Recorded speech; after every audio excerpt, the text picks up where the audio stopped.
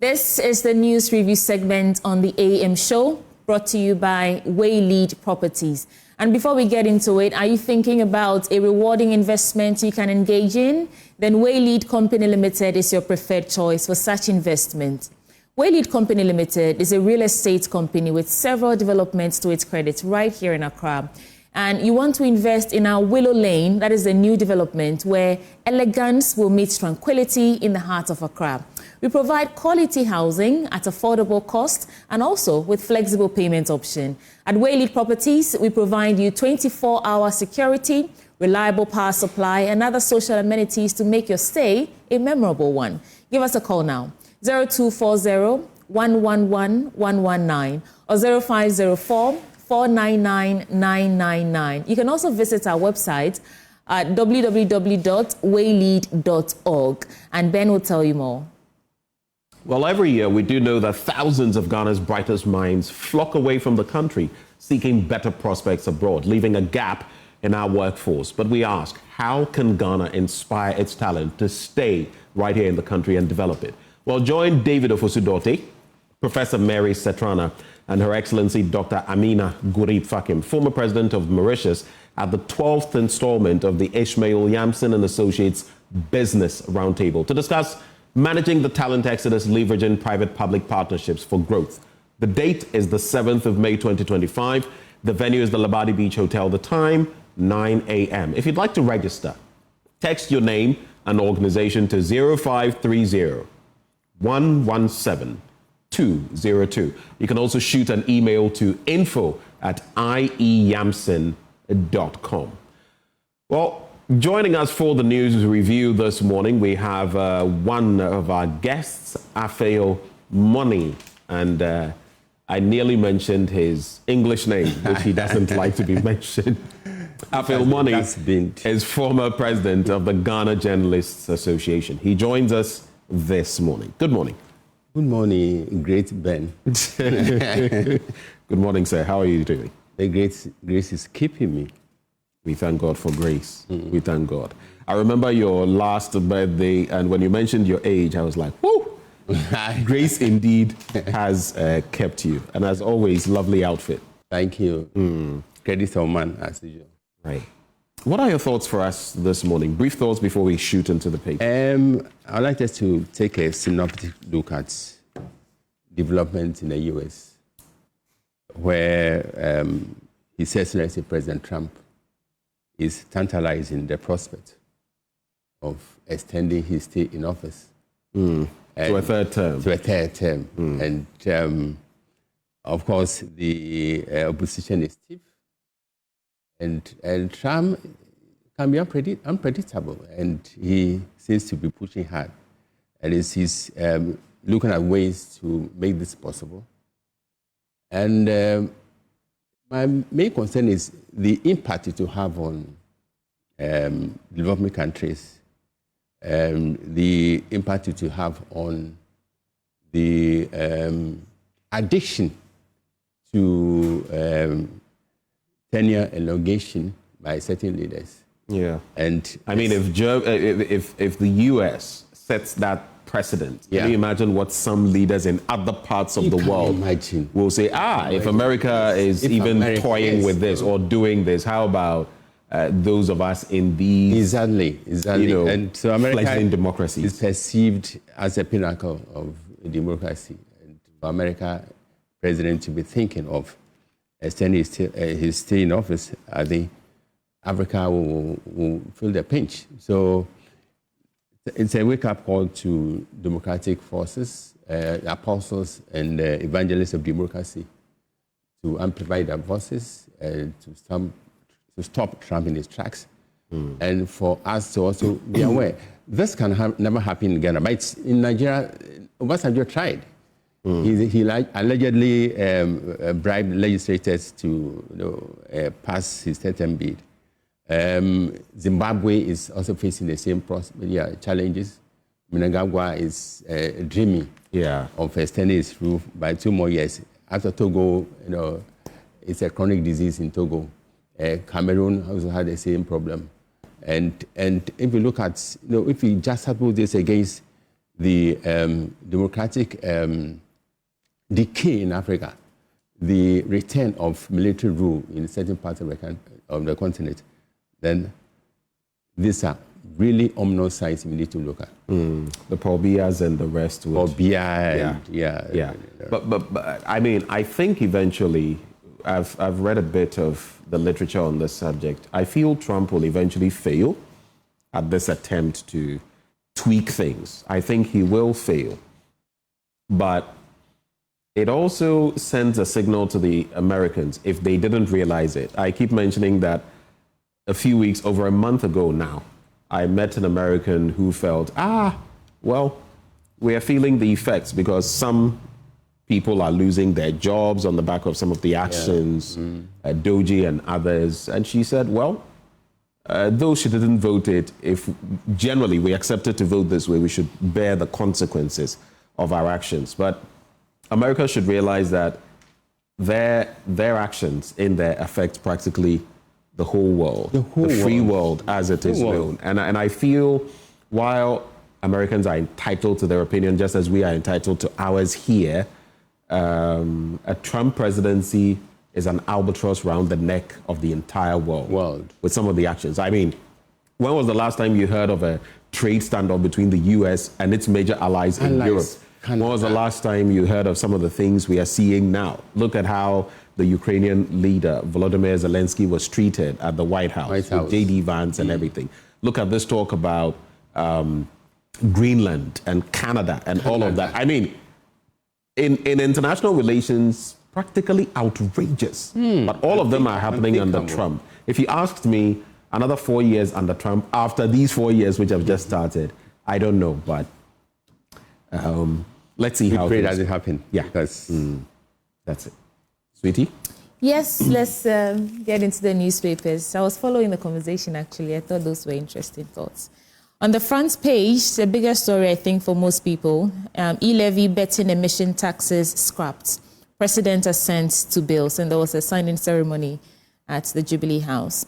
MIIF to increase royalties collection. Government moves to track excavator import. And these are stories on the Daily Graphic, on the front page of the Daily Graphic. Address issues affecting teachers by April 30th, NAT tells government. When you need to pay your taxes, levies, and all statutory obligations on ghana.gov, we can help.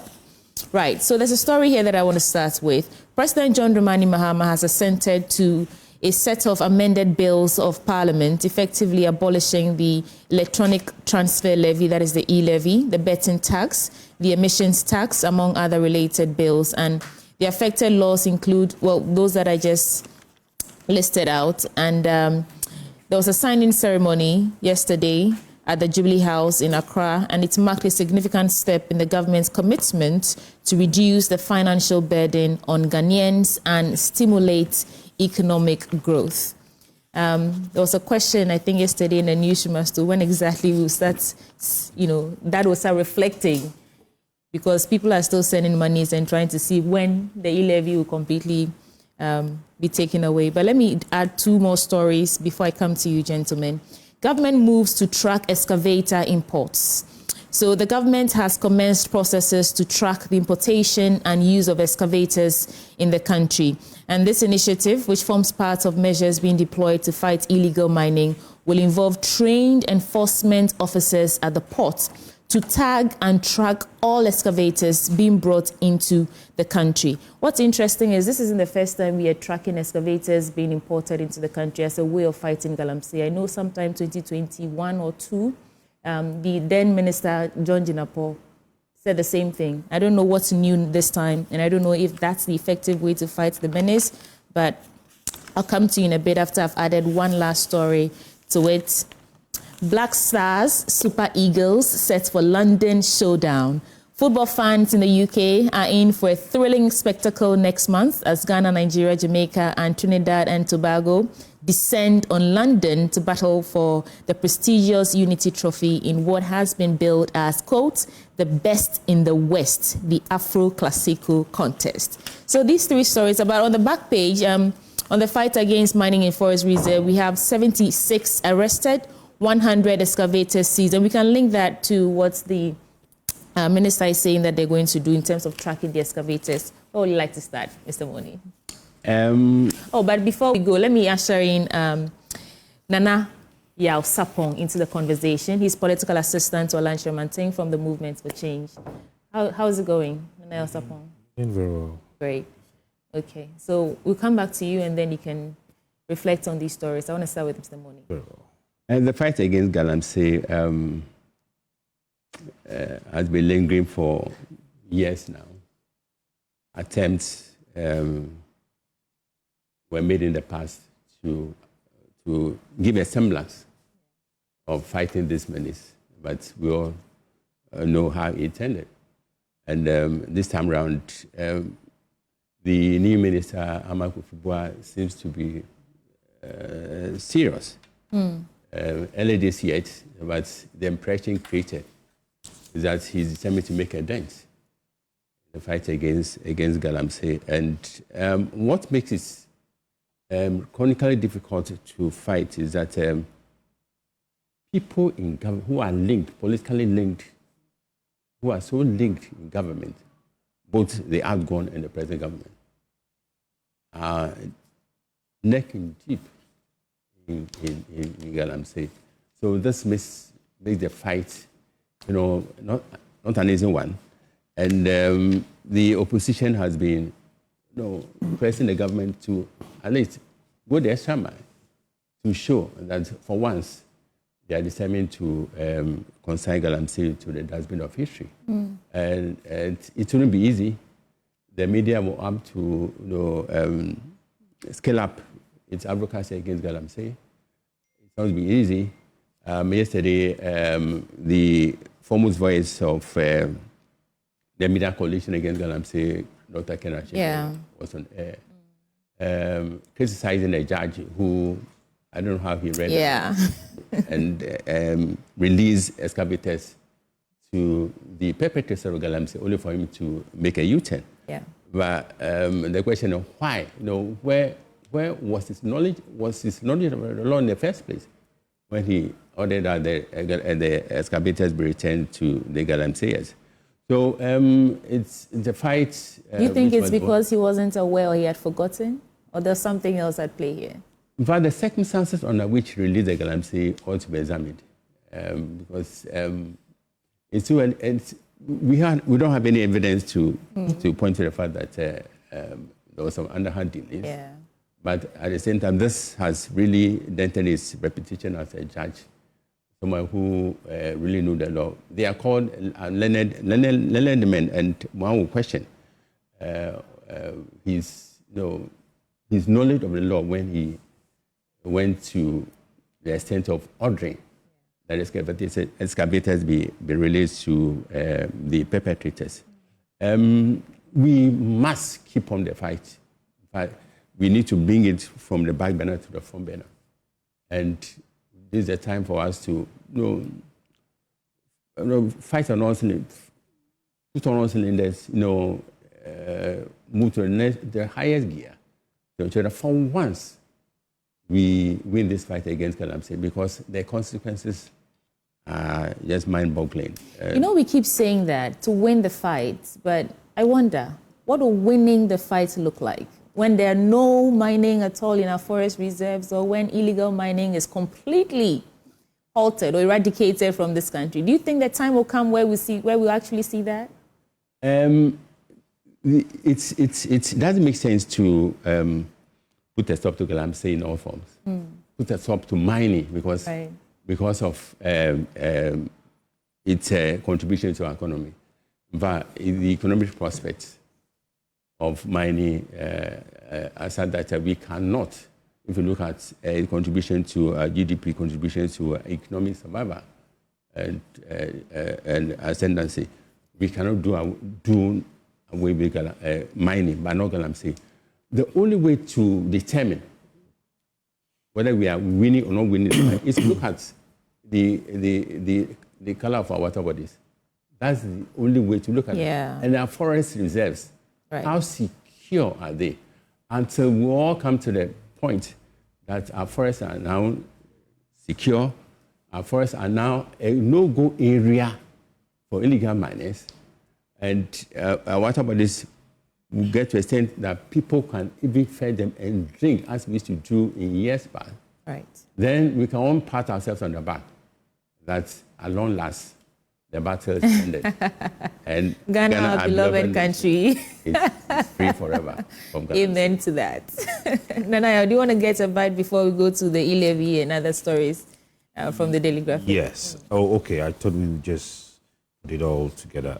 So for the excavators, I mean, from what Alfred was talking about, when I heard the ruling of the High Court judge, I was a bit shocked, because one thing I know that goes into rulings is that even when the law doesn't state it, but yet you know the effect and the dire consequences of the actions or the activities or the element that is being used against society, you need to be cautious when you are giving a ruling to that effect. And I laughed, and just as you started laughing, and we don't have evidence to state whether or not there were some underhand dealings. But these Galamseyers have so much of influence in our society because of the kind of money that passes through their hands and the amount of resources that they control. But nevertheless, I think that the minister can do more. And I've been on the minister because he has been given the mandate to deal with the issue of Galamsey. Right.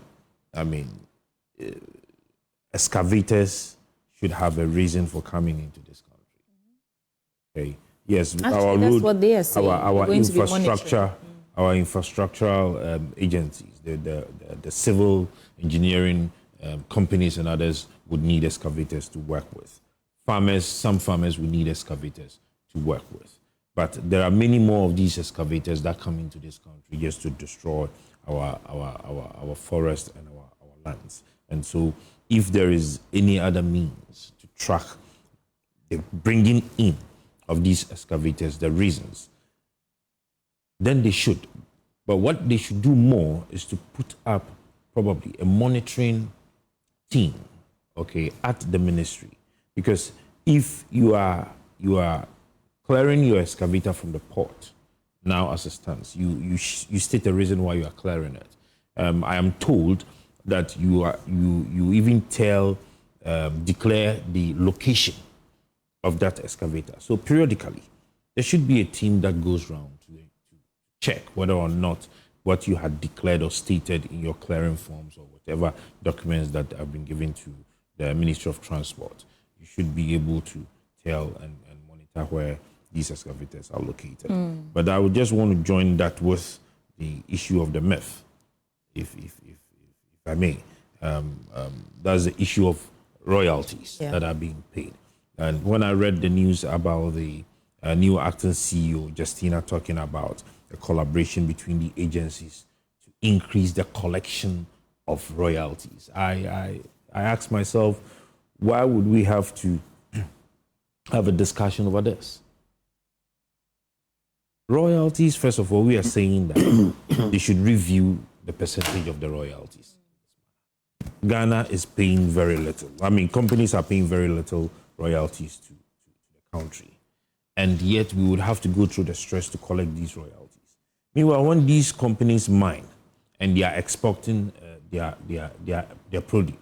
products, it goes through our ports, it goes through our airports, and we know you cannot export or take out your produce after mining without the knowledge of our agencies. Right. So why should we allow you to take your product away when you have not paid your royalties? You cannot hold our monies and have your products going out of this country. This should not be on the table for discussion.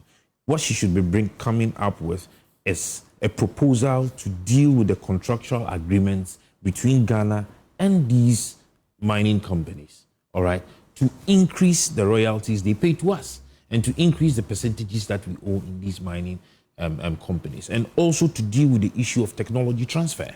That is what we should be looking at. But for us to discuss whether or not they have to pay and how we would collect it, it's a no-no. There should be a system. I mean, you can't take the products away after mining. When But you I don't think that's what the story is saying, whether or not we should be discussing royalties. No, if anything, so what the story is talking about is the fact that they want to collaborate putting to measures see in place. how they would collect, increase the collection. Yes. Really, increase what collection? Okay, let's make progress. No, but my point is Mr. that Money, the percentages are known. These companies mine in Ghana. You cannot take these products out of Ghana without us knowing, unless otherwise they smuggle these products away. And so if you are done mining and you have to export, you cannot owe us royalties and take our monies away. That is my point. And I'm saying that. That's one of the things that hopefully the Gold Board would so what solve, we should rather be discussing is how we would increase the percentage of the royalties and how we would increase our stake in these companies and how we would deal with the issue of technology transfer. So that at the end of the day, we would have more indigenous Ghanaians having the technology and the know-how to own some of these mining firms. That is my take. I mean, that is what I'm thinking should be on the table for discussion, not how GRE should go and collect the monies. I mean... Right. You know that the Ghana Bauxite Company is doing something similar. They are sort of building capacity so that they can add value to the alumina and whatever they mine from here, rather than depend heavily on imported alumina for all the things. That should be the discussion. I think that it's I'm just trying to make a connection that this announcement that they're actually putting measures in place, it's exactly what you're saying. But you have a problem that they're announcing when they're telling us that they are going doing something about it. No, they are going to increase collection of royalties. Anyway, Mr. Money, on the e-levy betting tax, that signing ceremony that we saw yesterday, how do you feel about it? Is it, are you heaving a sigh of relief? Certainly, yes. Yeah. It goes without saying that the repeal of the e-levy law has struck a cause of jubilation and appreciation among low-income earners and small-scale businesses, because they were feeling the pinch of the tax imposed on their businesses. And His Excellency, the President, made it a major plank of his campaign that he was going to repeal this law within the first 120 days of his administration. He's done just that. So kudos to the President for walking the talk. And the politicians have a stigma, all of them, around them, that they say one thing and do another. They promise heaven and deliver hell. They are impure in words. They are righteous in words, but impure in deeds. So these are politicians, and these MPP politicians cannot escape this stigma. So they need to work very hard to at least to assure the populace that they are people who can be trusted, because their trust in politicians, to say the least, is on the wane, and suspicions on the right. So kudos to His Excellency the President. But I will guard against the setting of any form of complacent conceit. It's happened in the last administration. We saw the speed with which His Excellency, the former President, Nado, introduced free SHS. And there were pockets of opposition even within his cabinet. But he stamped his authority on the cabinet and ensured that free SHS was introduced. It's one of the most progressive social interventions ever in the history of this country. But we also saw the maniacal dependence on free SHS. Everything was free SHS, to the extent that MPP angled this whole election campaign on free SHS, which proved disastrous at the polls. So, yes, you fulfilled your promise to repeal e-levy within the first 120 days. But you have a long way to go to justify your return to the most consequential office in the land, president of this country. The cost of living is still bitingly bitter for most Ghanaians. The issue of joblessness is we haven't tackled that yet. Many able-bodied Ghanaians are jobless. And we were promised by the government that they will work hard towards that. It's yet to materialize. So E-levy, fine. But there are other campaign promises which are begging to be fulfilled. So until this is done, many people will be hesitant to pass a new comment. What you said about trust in politicians, I had a conversation with Fred Bradford, former information minister, and he said that the media do not yet understand who they're dealing with in terms of this administration. And so we should hold our horses. We shouldn't start praising them yet. Do you agree that we do not really understand what we're dealing with yet, as at now? I mean, they are just a couple of months in office, but do you get a sense that we are probably in for some surprises with this administration? The sweetness of the eating is of the pudding is in the eating. Okay. So let's wait and match their promises against their delivery. Then we'll be in a position to break them. Right. Early days yet. Okay. Humble submission. All right. That's it for the daily graphic. We can do some other stories now. Mr. Moni. The overseer. The overseer, of course, the leading story is here. It is finished. E-levy, betting tax, and emissions tax abolished. It comes with a picture of His Excellency President Mahama displaying his signature, which assented to that bill. We also have other stories competing on the front page of the overseer. President Mahama appoints Prince Mahmoud Idrisu as Deputy CEO of GEA. Yaw Sarpong Group studies waste to energy and apprenticeship program in Austria. Ghana IMF begin fourth review mission amid economic reforms. And Energy Minister requests AG's probe into missing ECG containers. ECG stories refuse to leave the media space. Every day, every minute, ECG is in the news. And what do you do to tackle this issue from the root and not the branch? And the root to approach would be to ensure that Ghanaians are not shortchanged. Procurement processes follow due process. People will not, no matter how influential they are, will not be allowed to exert unnecessary influence. The procurement officer was quoted as saying that orders from above force him to capitulate. But anyone who will yield to such pressures to do what is wrong is not fit to hold any position.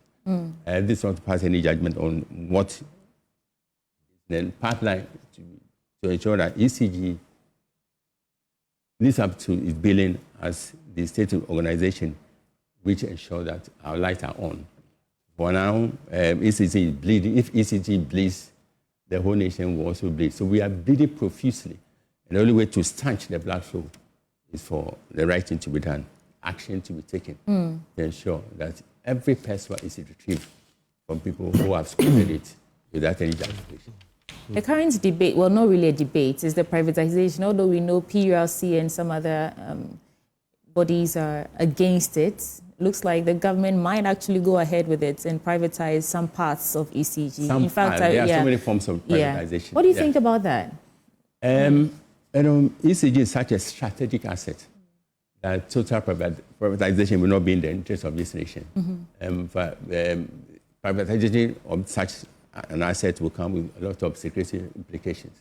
We need to weigh against that. Putting this in the hands of ECG, in the hands of a private businessman or woman will come with a lot of costs, a lot of implications, because they are so addicted to profit that they will overlook the social cost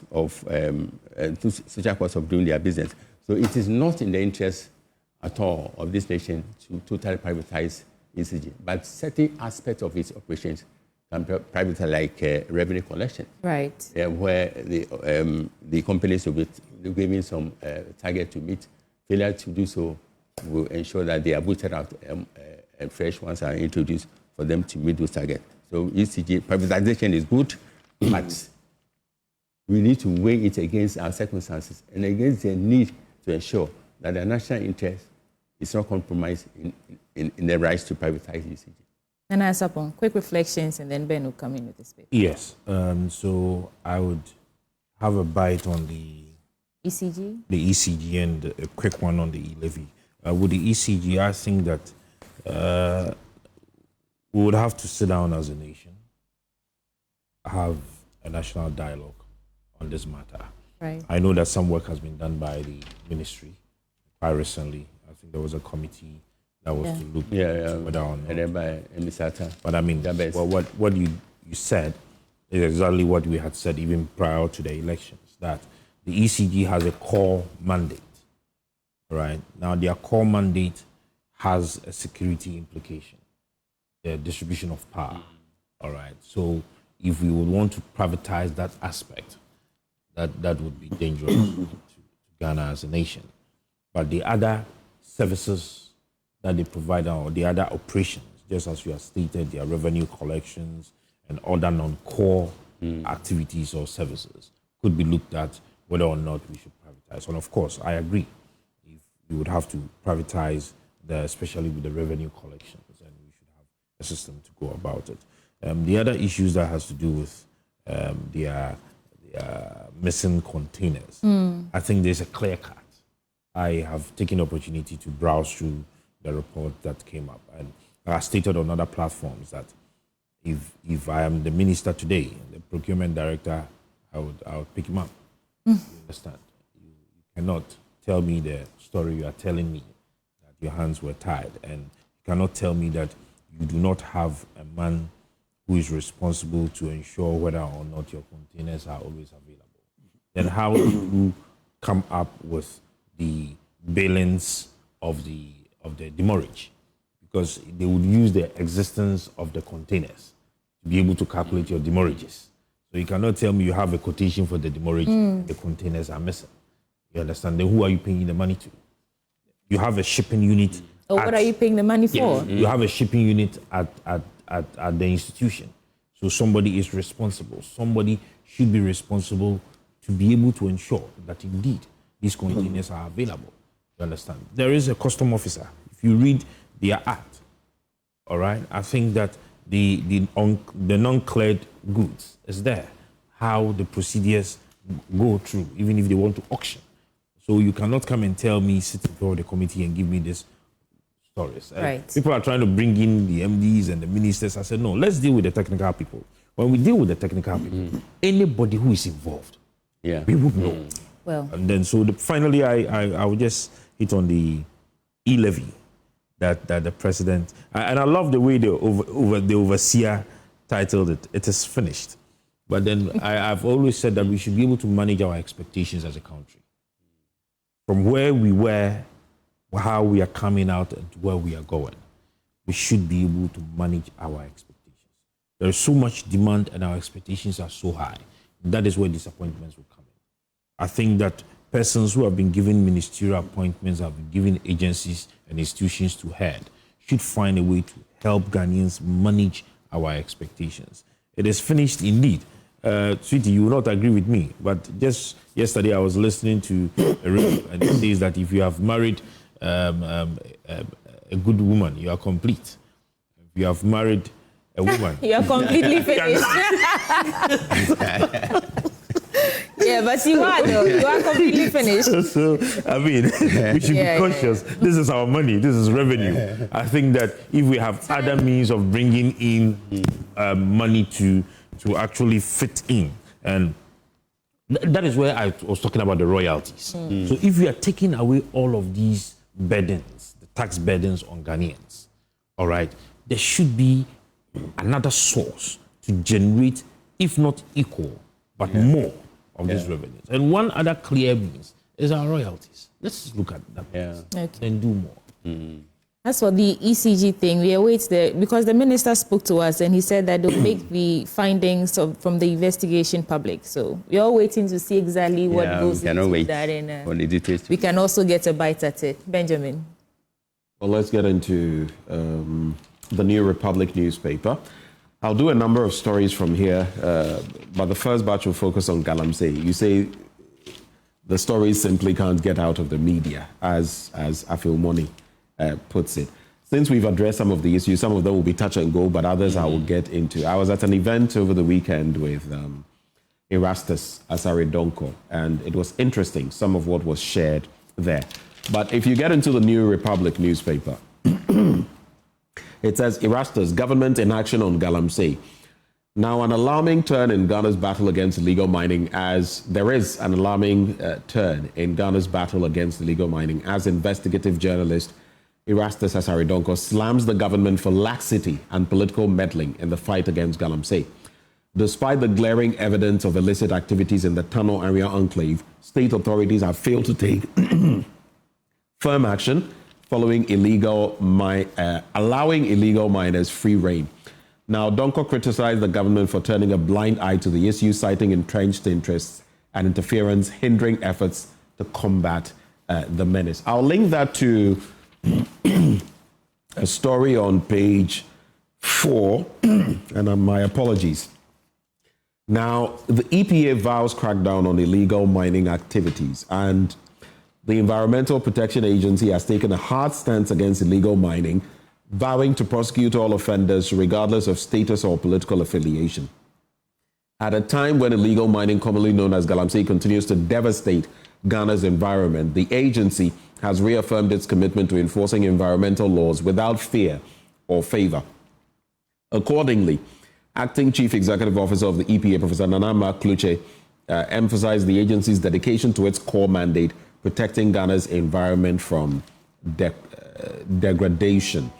And it goes on and on, but she's spoken a few times now on this matter, and I feel more action ought to be taken, especially in respect of some of the incidents we've seen in Western North and the regional minister coming in claiming he wasn't aware of what was happening, and then this ruling by a judge as well. In fact, on the ruling, like has been mentioned, Ken Ashibe said that the magistrate's release of impounded excavators was bizarre.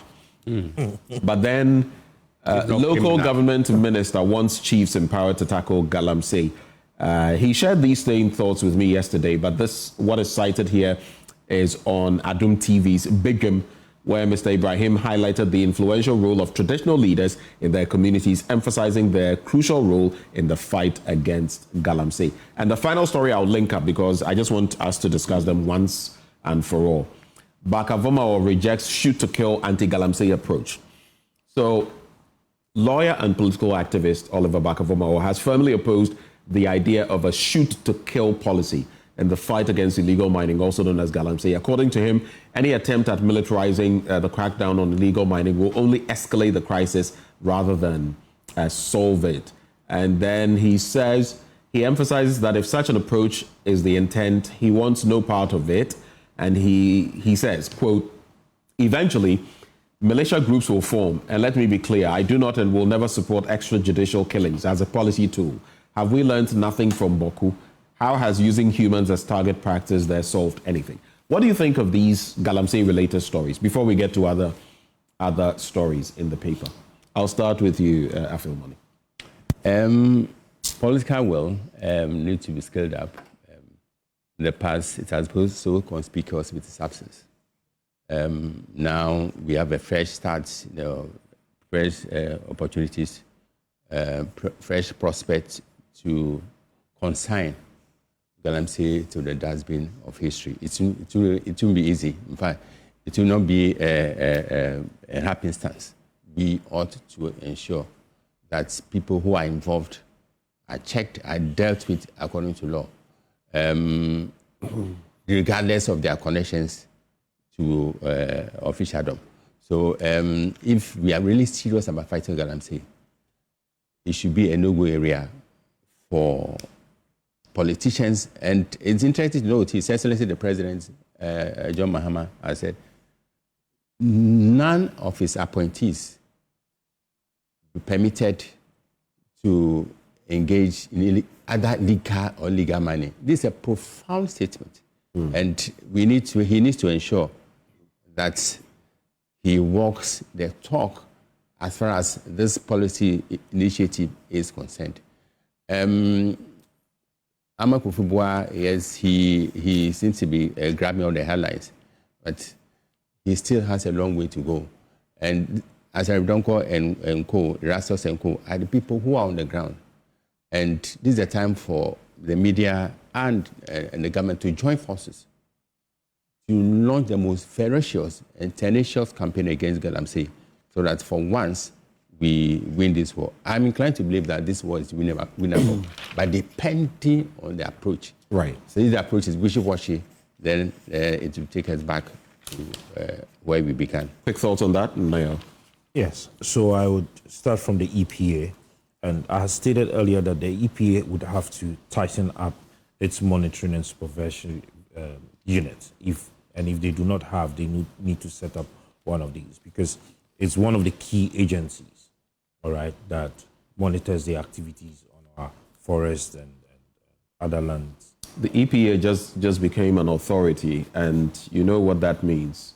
Moving from an agency to an authority and scaling up, even in terms of logistics, human resource, yes. Other policy. They have before they became authority, they were an agency, I agree, but the work has still not changed. They are those in charge of protecting our environment.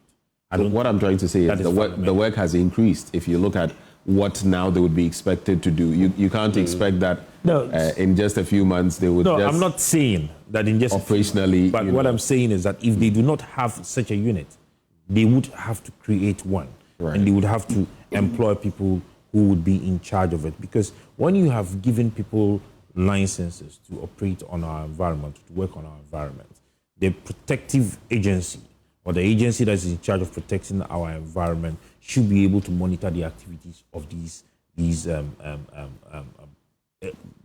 entities that have been given their licenses to legally operate. And so that is one thing they need to do. One thing I also expect the prof to do is to actually sit with the Chief Justice to see if there could be a dedicated court that would handle people who are caught up. I think they floated the idea of creating such. Yes, there should be a specialized court to that effect that would speed up the legal actions that will be taken against these persons. Yes. Now the other issue has to do with Vomawar. Ben, the hypocrisy in this country is too much. And I think certain individuals and certain civil society organizations are becoming too much hypocritical with their stance. Okay. These Galamseyers, they have prevented or they have been able to stop our state security from going into these forest reserves. These Galamseyers, we are told, hold sophisticated weapons than some of our state security agents. They have taken over our forest reserves. And you tell me that we should not declare those areas a security zone and that we should not deal with them the way they want to deal with society.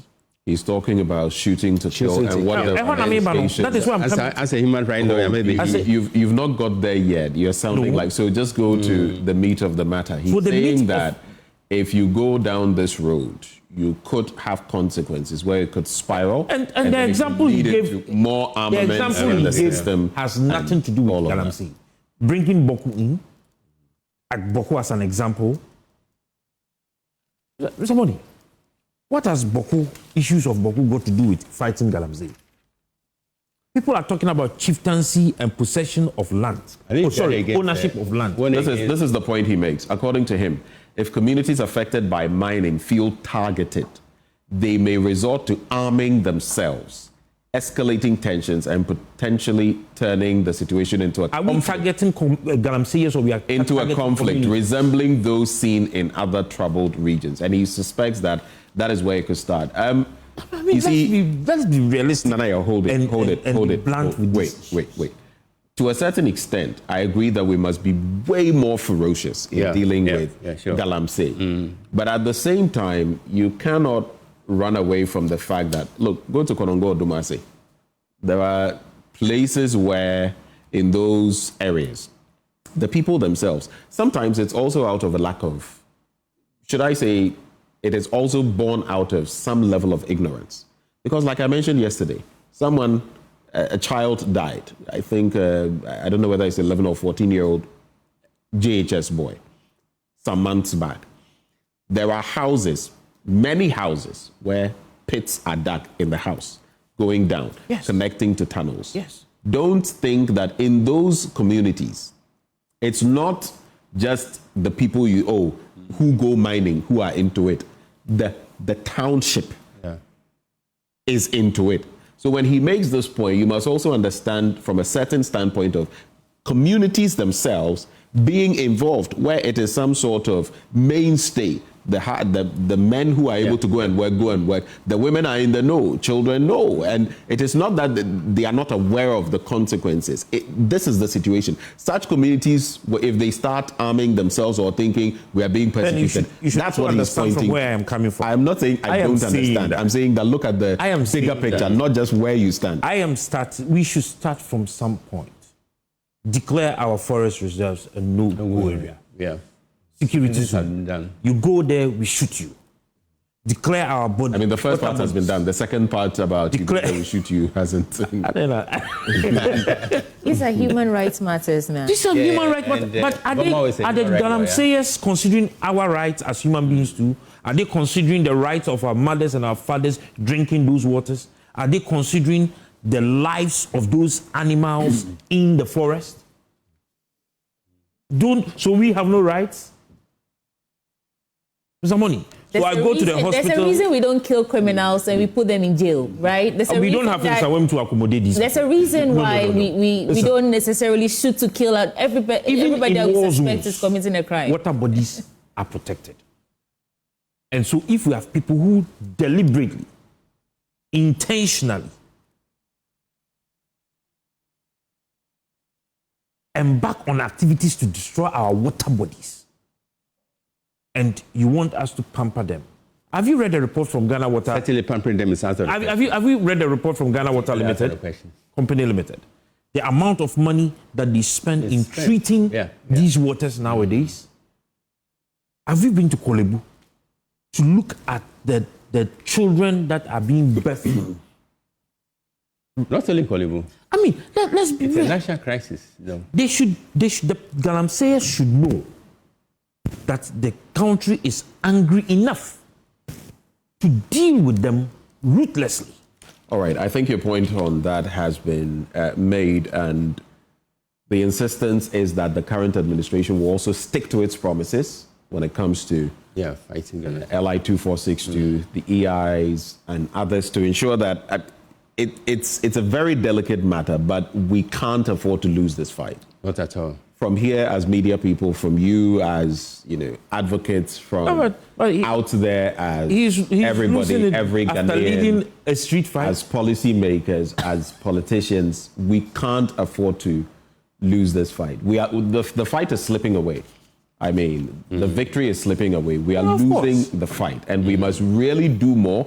Yeah. I would dare say that since this administration took over, I've seen some signs that point to some positivity.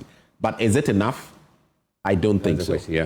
I don't think so. More must be done, because where we are, I mean, we are sitting on a ticking time bomb. But speaking of another illegality, just walking through it, which has come into the fray because of the Chinese who recently were, we have porous land borders, and when it comes to our maritime borders too, or our maritime, boundaries, our waters, we are unable to protect them or police them like other countries would. And sometimes you would have people coming from other countries, Chinese with trawlers, among others, also fishing in our territorial waters and making away.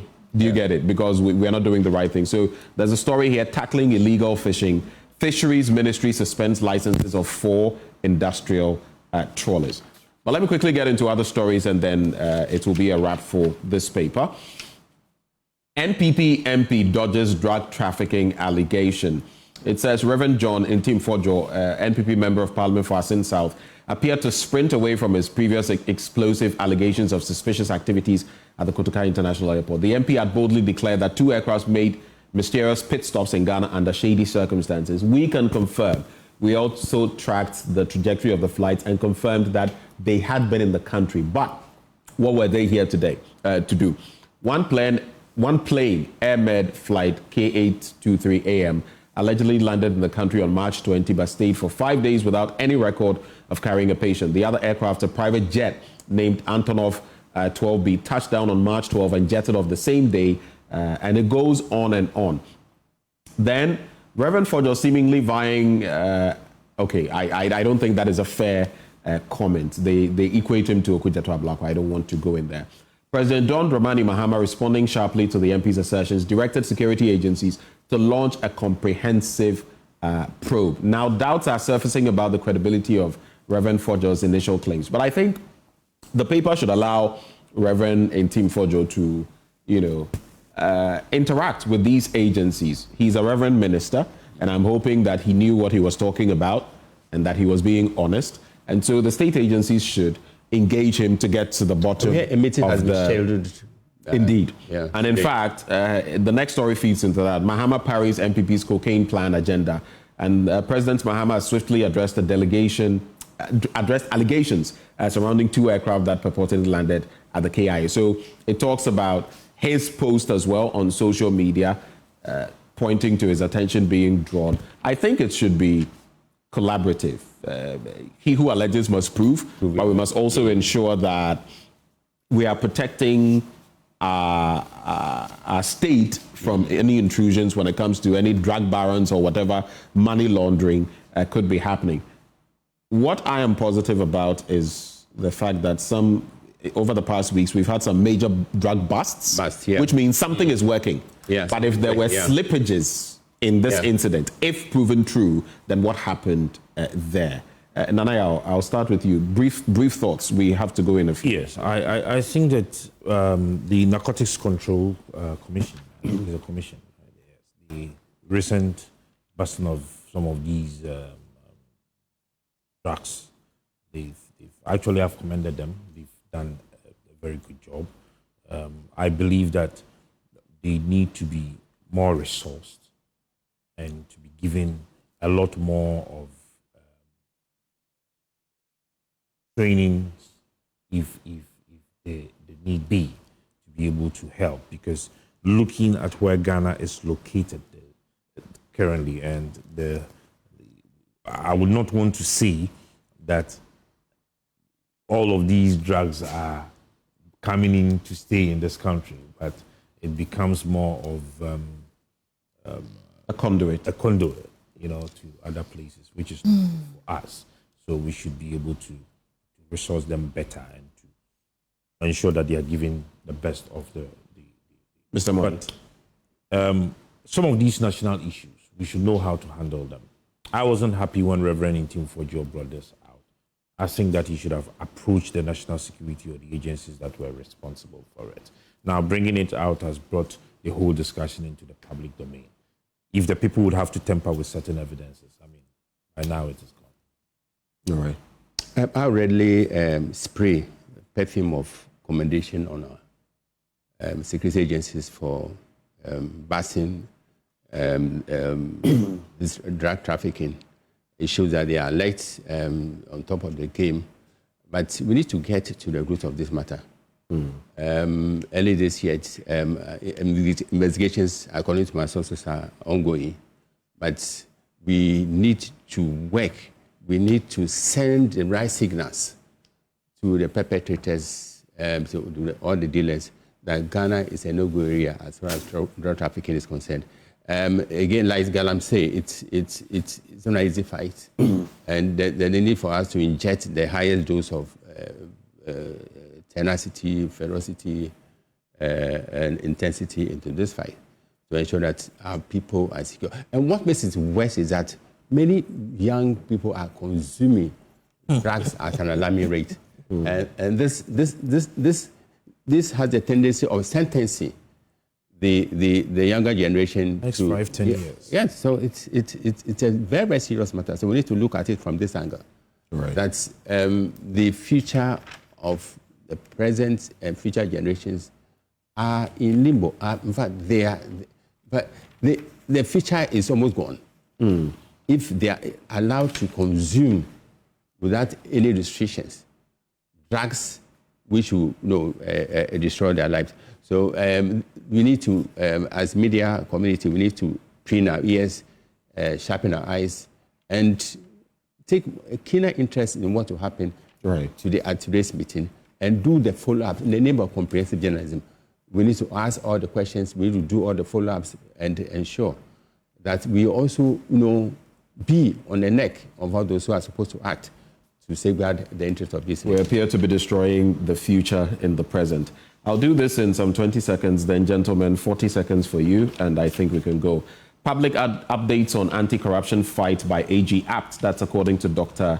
Osai Kwapong, who says there's nothing wrong with these public comments by the AG once he's not prejudicing the matter in any way. Ahmed Suale's killing, prosecution amends charges against Daniel Owusu Kranting, and so they have been amended to include abetment to commit murder, as well as the charge to commit a crime. That is to include murder, the murder charge that was initially brought in. But I just wanted to leave you with these thoughts. Another medical trip, same old debate, Ghana's healthcare at a crossroads. It has to do with the vice president. According to Dr. Kwame Yaw Sarpong, a public health and democracy and development fellow at the CDD Ghana, we should look at our setup when it comes to healthcare. He says it's becoming pretty problematic. What would be your take on it? The vice president recently had to seek healthcare, initially at the UGMC, and then it was proffered that she be flown out. What do you make of it? Brief comments and we can go. Nanaya. Yes, before I comment on it, I wish her well. I think that she's the first ever female vice president we have had. Coming from a technical point of view, where she's coming from, not a politician, and having to be in this position. And I think that we just have to wish her well, even if you don't like her. She's the second lady of the land. I don't want to say the second gentleman of the land, but that is what it is. And I think that our health setup would have to be reviewed. We have to have a relook at it. Initially, when I heard the story and I heard she had been taken to UGMC and had to further be flown to the US, then I asked myself, if UGMC cannot take care of you now, which is actually, I think UGMC and Kolebu, and then probably International Maritime. If they can't take care of you and you are taking you out, that means there is something that we have to still do. And so whatever it is that our health people, our health management or health infrastructures supervisors would have to look at for us to improve, then we would have to do it so that at least some of these individuals, high-profile individuals, can be taken care of in Ghana. That is what will boost the citizens' confidence in our health sector. I feel money. By means of faith, let me say that divine healing is more potent than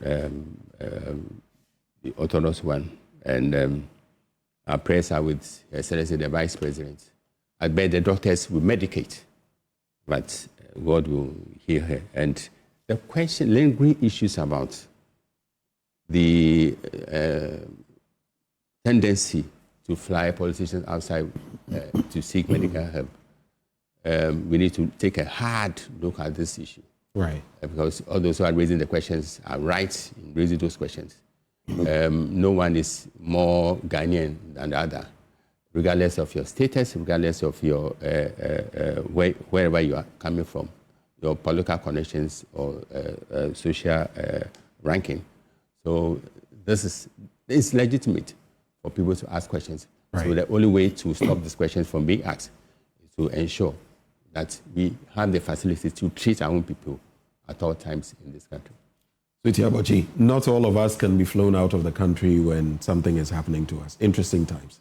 Thank you all so much, gentlemen, for joining us. We have to wrap up now. Those who join us for the conversation, Yaw Sarpong, Movement for Change, and Afel Moni, former GJA president. Please stay. Haruna Mubarak, rather, will serve you AM Sports. We'll be right back.